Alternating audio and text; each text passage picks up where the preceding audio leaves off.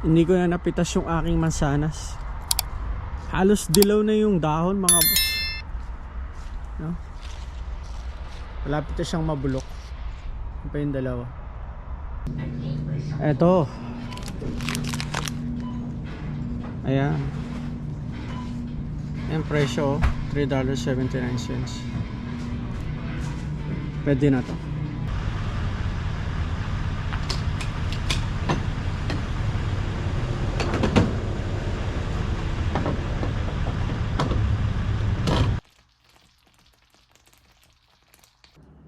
Para kang kumain ng sa Jollibee mga boss.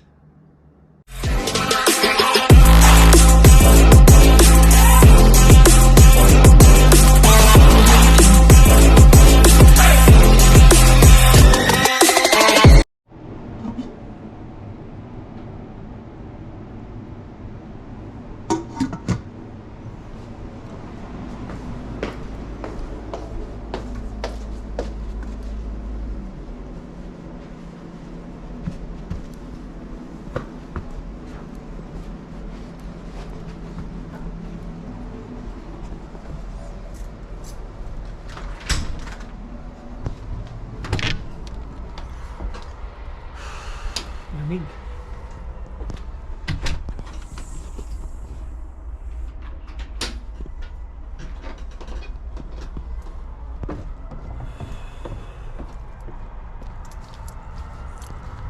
Hindi ko na napitas yung aking mansanas.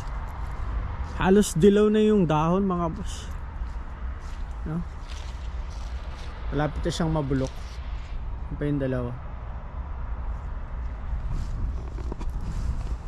Kamusta po kayo? Naman po ay safe ang bawat isa sa atin mga boss, kung nasan man po kayo nandun ngayon. Ngayon po ay araw ng Sabado dito sa amin sa Canada, at alas 10 po ng umaga. Ako po ay papunta ng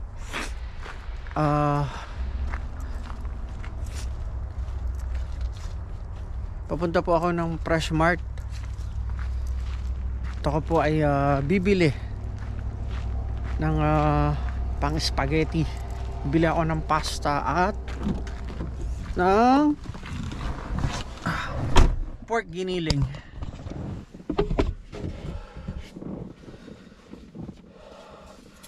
Magluluto tayo mga boss.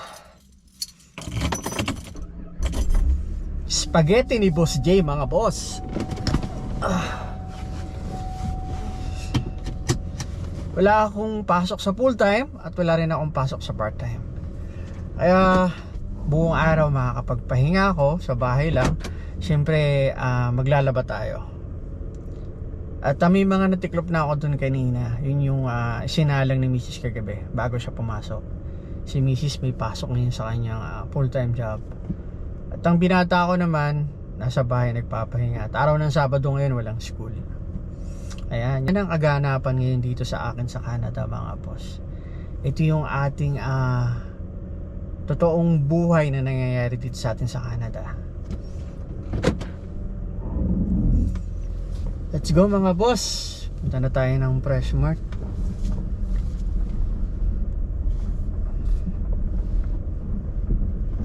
Sa nakalipas na araw, sunod-sunod yung aking part-time. Hindi naman yun malimit sa akin mangyari. Napakadalang. At magta 3 years na ako sa 7-Eleven. Tingin lang ako nabigay ng ganun karaming oras. 35 hours a week. 5 days ako pumasok mga boss. So at closing pa ako. Closing ako ng kitchen. Nag-i-start ako. Ang umaga ko papasok ako ng 5. Lalabas ako ng 1:30. Tapos uwi ako ng bahay. I-drip ng konti. Kahit 30 minutes ganyan. O 40 minutes. Tapos ay diretso pasok na tayo sa 7-Eleven.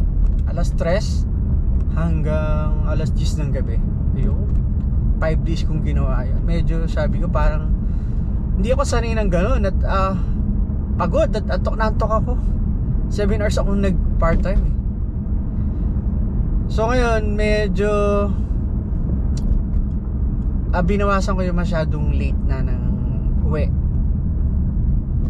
So we'll see, tignan natin kung, kasi nag-send na ako ng schedule ulit eh. Ginawa ko na lang is 2 araw o 3 araw na lang ako na magko-closing.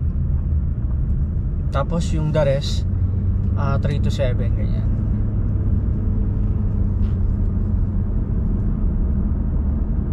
Pakita ko sa inyo yung sitwasyon ng kalsada namin ngayon.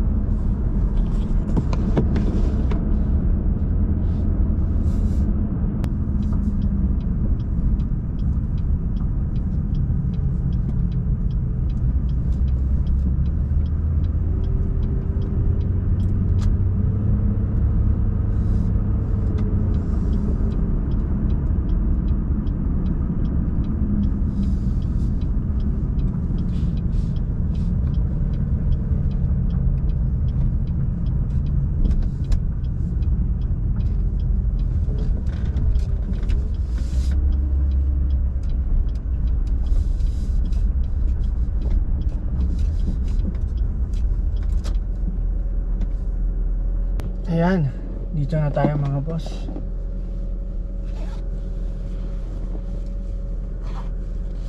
Let's go.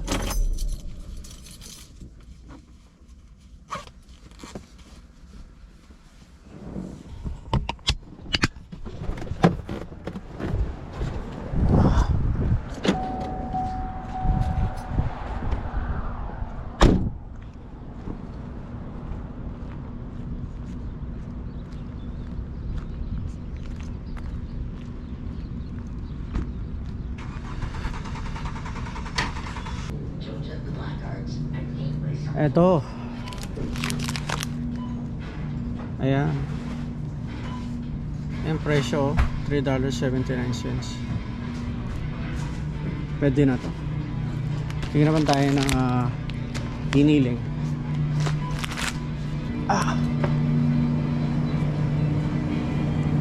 Pork hiniling.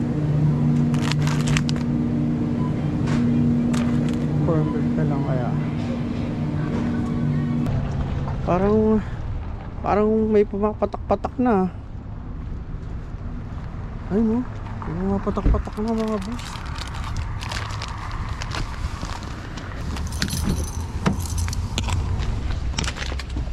May pumapatak na snow mga boss.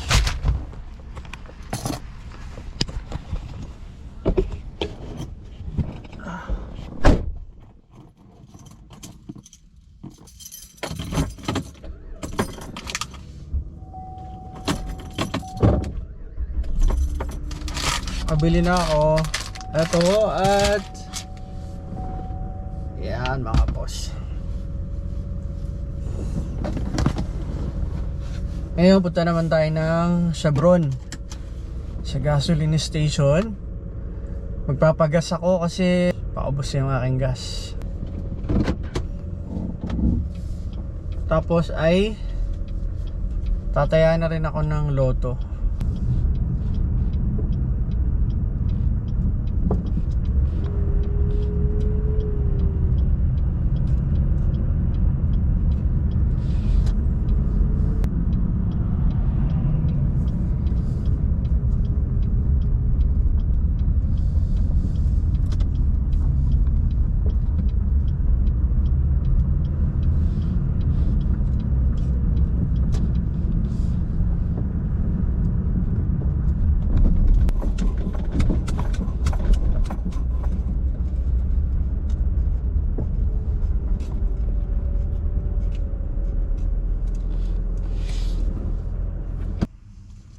Laki ng aso.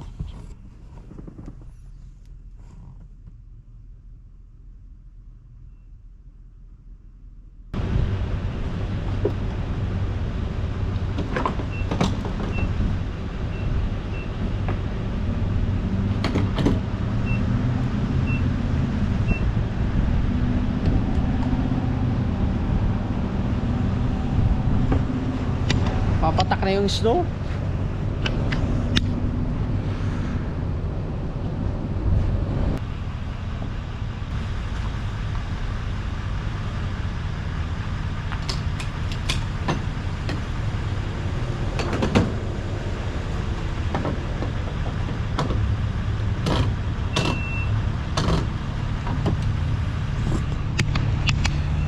go mga boss.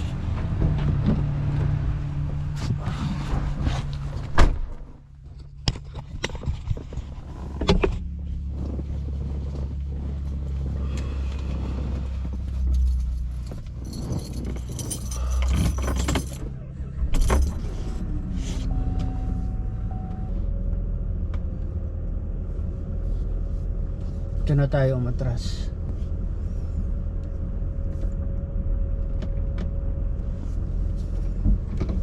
Uwi na tayo.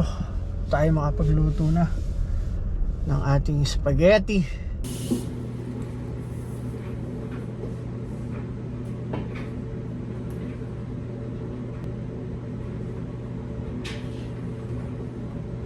Gawa ng konting asin.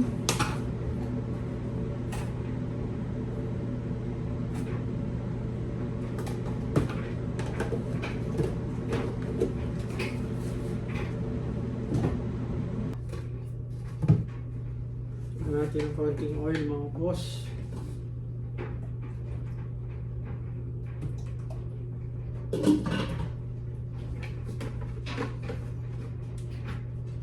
Yung konti pa.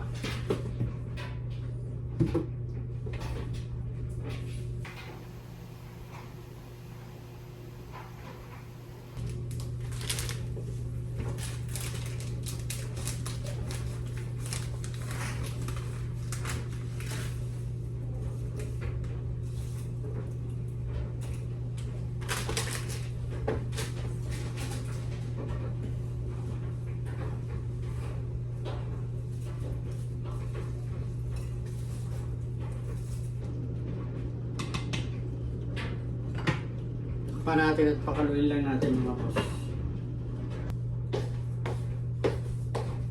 Basta na kaya ang ating pinakukulong pasta mga boss. Tingnan natin kung pwede na to. Kung malambot na ba. Mukhang malambot na mga boss.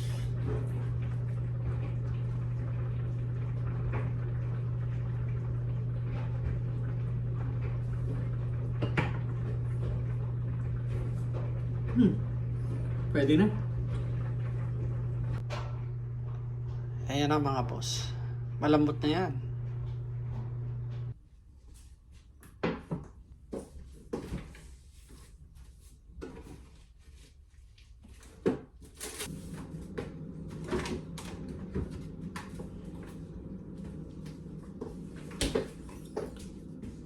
May natira pa kasi nagamit na to. Tapos nalagay tayo ng cheddar cheese.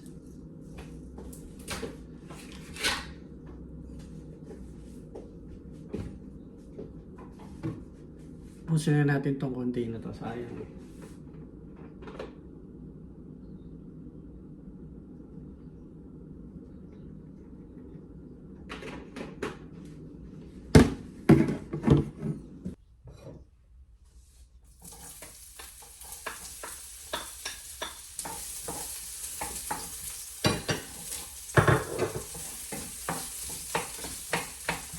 Inis ako ng sibuyas at bawang.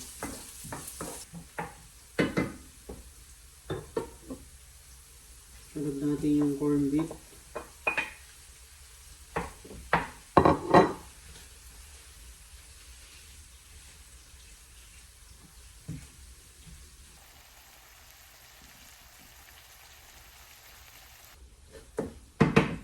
Yun yung ating hotdog.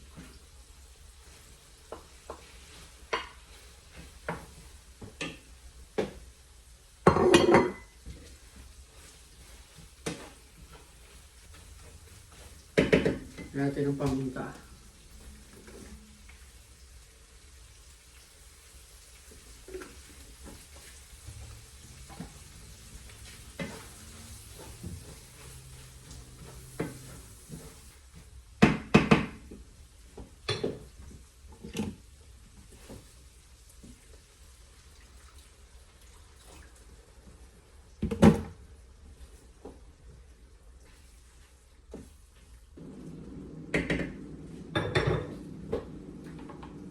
Lagyan na natin to spaghetti sauce.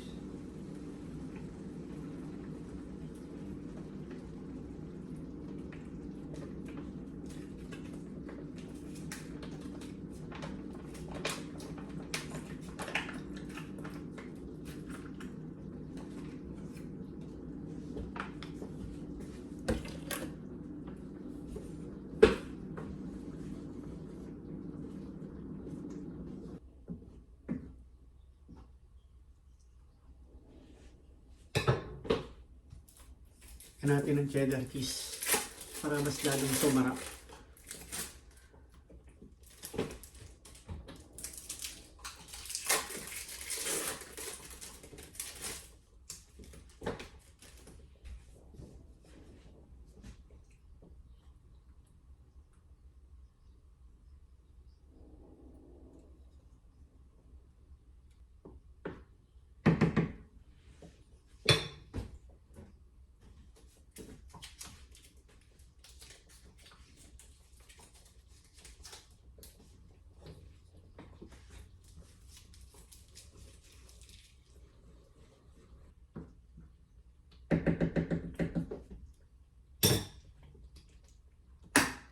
Patay na.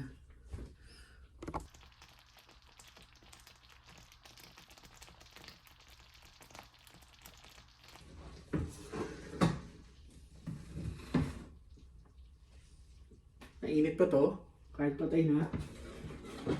Nalagay ko ngayon yung adobo. Iniinit ko lang. Patay na yan, oh. Ito yung ating spaghetti sauce. Ito na mga boss, ang ating spaghetti. Hiniwalay ko talaga kasi mas para sa akin mas okay yung nakahiwalay yung sauce sa pasta. At kakain ako mga boss. Ito. Lalagyan ko ng sauce. Para kang kumain ng sa Jollibee mga boss.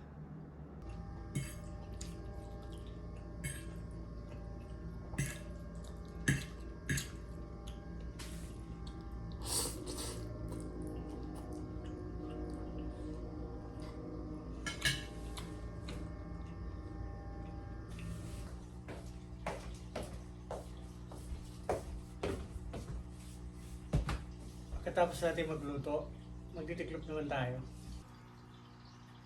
Ayan. Ito pa.